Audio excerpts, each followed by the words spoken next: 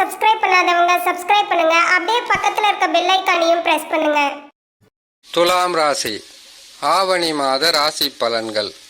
துலாம் ராசிக்காரர்களுக்கு ஆவணி மாதத்தில் தடைகளும் எதிர்ப்புகளும் உடலில் இருந்த சிறு உடல் உபாதைகளும் பல வகையான கஷ்ட நஷ்டங்களும் விலகி நற்பலன்கள் அதிகரிக்கும். துலாம் ராசிக்காரர்களுக்கு குரு பகவான் 8ஆம் இடத்தில் இருப்பது, ராகு கேதுக்கள் உங்களுக்கு நல்ல இடத்தில் இருப்பது, சனி பகவான் சற்று பாதகத்தை தரக்கூடிய இடத்தில் அமர்ந்திருக்கக்கூடிய பலன்களை பற்றி அறிந்து கொள்வதற்கு முன்பதாக சந்திராஷ்டம தினங்களை தெரிந்து கொண்டால் மிகவும் உதவியாக இருக்கும். சந்திரன் 8ஆம் இடத்தில் சஞ்சாரம் செய்யக்கூடிய 2.25 நாட்கள் என்பது சந்திராஷ்டம நாட்கள். இந்த நாட்களில் புதிதாக தொழில் தொடங்கக்கூடாது, யாரிடமாவது வாக்குவாதத்தில் ஈடுபடக்கூடாது, குடும்பத்திலும் சரி மற்ற உறவுகள் இடையிலும் சரி நீங்கள் அமைதியாகவும் பொறுமையாகவும் இருக்க வேண்டும். வெளியூர் பிரயாணம் ஏற்பட்டால் 1-2.25 நாட்களுக்கு முன்பதாகவே நீங்கள் செல்லுவது நல்லது.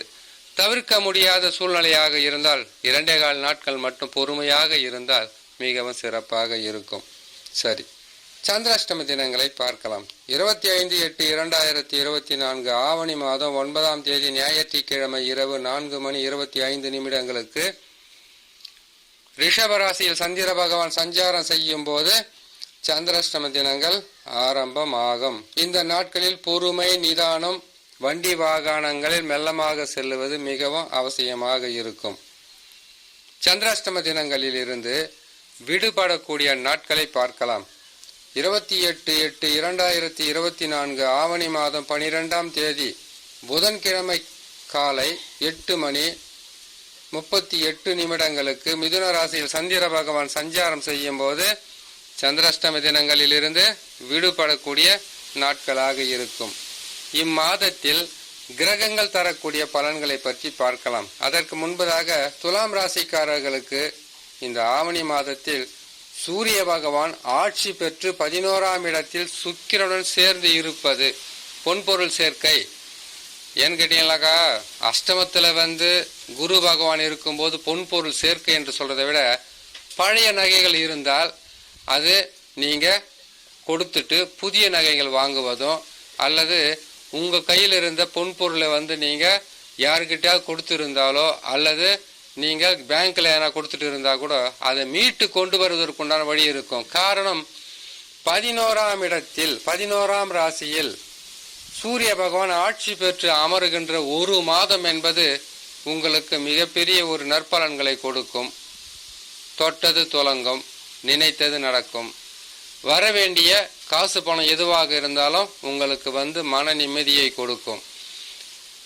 பல வகையில் ராஜகிரகங்கள் உங்களுக்கு பாதகமாக இருந்தாலும் சூரிய பகவான், சந்திர பகவான், சுக்கிர பகவான் இந்த உபகிரகங்கள் உங்களுக்கு சாதகமாக இருப்பதினால் ஆவணி மாதம் பல வகையில் நற்பலன்களை அடைகின்ற ராசிகளில் துலாம் ராசியும் ஒன்றாக இருக்கும்.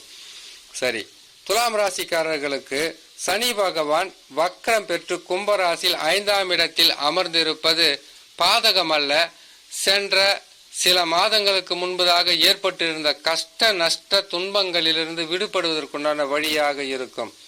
ராகு பகவான் 6ஆம் இடத்தில் இருப்பது இதுநாள் வரையில் உங்களுக்கு ஏற்பட்டிருந்த பல வகையான இக்கட்டான சூழ்நிலையாக இருந்தாலும் மன தைரியத்துடன் நாம் போராடி வெற்றி பெற முடியும் என்கின்ற தன்னம்பிக்கையை கொடுத்த குரு பகவான் அமர்ந்த ராசிகளில் இருக்கக்கூடிய ராகு பகவான், அதாவது குரு பகவானின் வீட்டில் ராகு பகவான் அமர்ந்தால் குரு பகவானை போலவே நற்பலன்களை தருவார். அதுவும் 6ஆம் இடத்தில் அமர்ந்த ராகு பகவான். மீன ராசி என்பது குருவின் ராசி. இந்த குருவின் ராசியில் அமர்ந்திருக்கக்கூடிய ராகு பகவான் சிறப்பான பலன்களும் தைரியத்தையும் கட்டாயம் கொடுப்பார். இன்னும் சில மாதங்கள் மட்டும்தான்.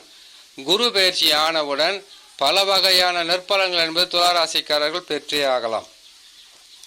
செவ்வாய், குரு 2 கிரகங்களுமே இணைந்து உங்களுக்கு 8ஆம் இடத்தில் இருப்பது கணவன் மனைவி அல்லது நண்பர்கள் இடையே சில பிரச்சனைகள் வரலாம்.